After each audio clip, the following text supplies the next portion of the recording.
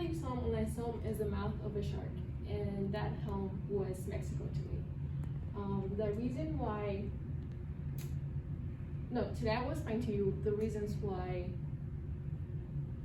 we moved from Mexico to the U.S., the culture change, and how it has made me who I am today.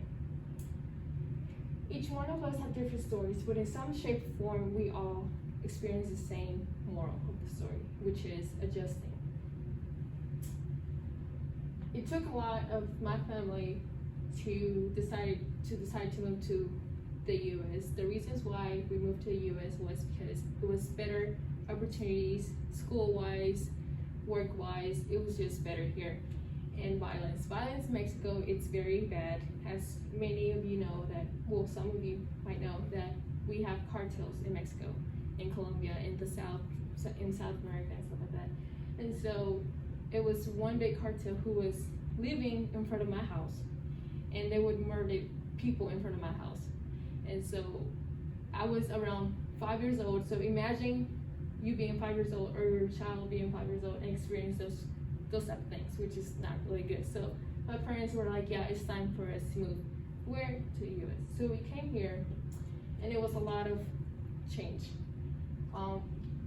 One of the main things that was like, I was amazed by was transportation. In Mexico, there's taxis, buses, and stuff like that. And here you have to own a car to be able to go to Walmart or the mall or anything like that. In Mexico, we don't have those things.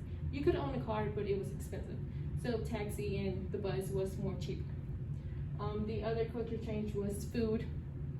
Going from Mexico food to here, it was very different. I had to adjust, and I got homesick by the food. Another change was school, to the point it was like school was, my mom could bring me food, and like there was a big gate, and like she would just hand me the food, and I would talk to her throughout school.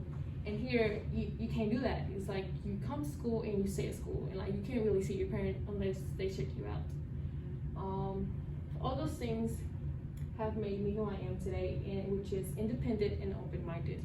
Where I come from, a lot of people would look at me sideways.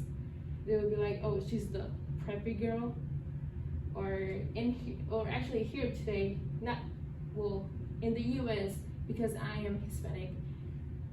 Other races would look down at me because of who I am. So I was like, I would never be that person. So that has made me open-minded to just be open to everyone's and their stories and who they are.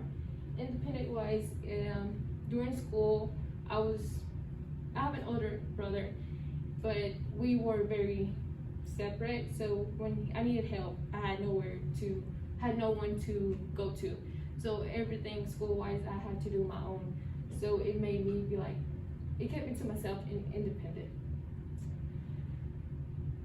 Today, I'll talk to you guys the reason why and how I had to adjust when I moved from Mexico to here, and how it had made me the person I am today.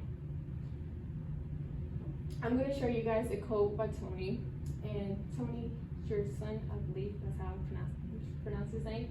Walking about in someone else's shoes isn't as much about the walk or the shoes. It's about to be able to think how they think, feel what they feel and why they feel it, and understand why they are who and where they are. Every step is about empathy.